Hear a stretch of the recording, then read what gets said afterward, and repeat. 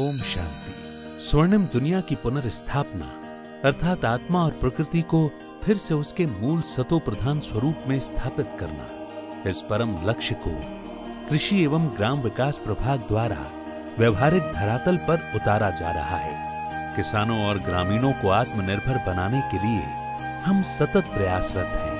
अनेक किसान तथा सरपंच सम्मेलनों, पर्यावरण संरक्षण, वृक्षारोपण तथा यौगिक गृह वाटिका सहित देश के सभी राज्यों में विगत वर्ष में कुल 2672 कार्यक्रम आयोजित करके 15,17,094 संबंधित लोगों को लाभान्वित किया जा चुका है। वृहद रूप से किसान महासम्मेलनों का आयोजन ORC गुड़गांव, बेगूसराय, मालेगांव, पुणे, अमृतसर, करनाल, भगवानपुर, नरसिंहपुर, प्रयागराज, नारायणगांव, संबलपुर, सोनीपत, जहोता, बालाघाट तथा सोलन के क्षेत्र में मुख्य रूप से हुआ है। भारतीय कृषि दर्शन एवं संपूर्ण ग्राम विकास विषय पर राष्ट्रीय सम्मेलन ज्ञान सरोवर माउंट आबू में किया गया।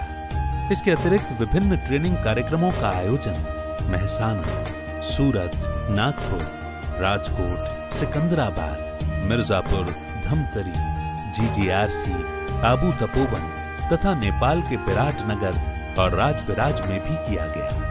अधिकारियों तथा सरपंच सम्मेलनों का आयोजन भी सोनीपत, पुणे, हजरतगंज, नरवाना, सिरसा तथा अन्य स्थानों पर संपन्न हुआ।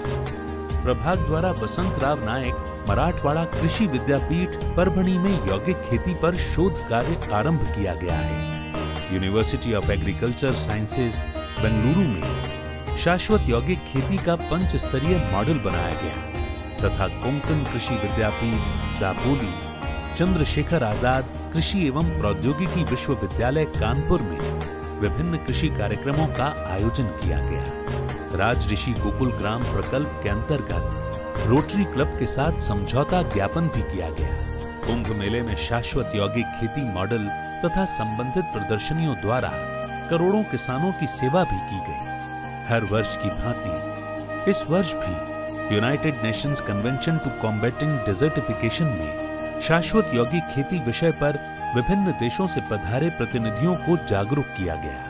प्रभाग की सेवाओं को राज्य सरकारों का समर्थन निरंतर मिलता रहा है।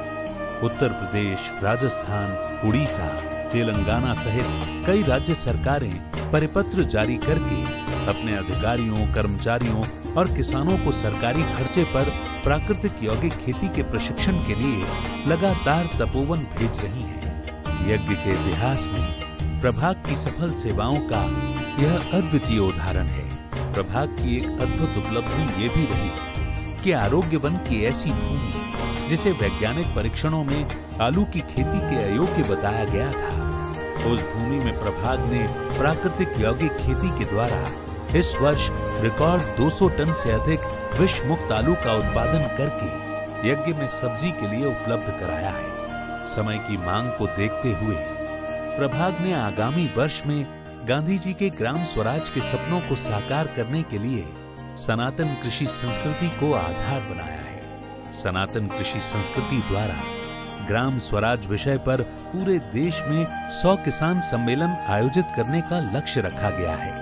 किसानों को व्यावहारिक प्रशिक्षण देने के लिए शाश्वत यौगिक खेती के मॉडल प्रत्येक राज्य में स्थापित किए जाएंगे।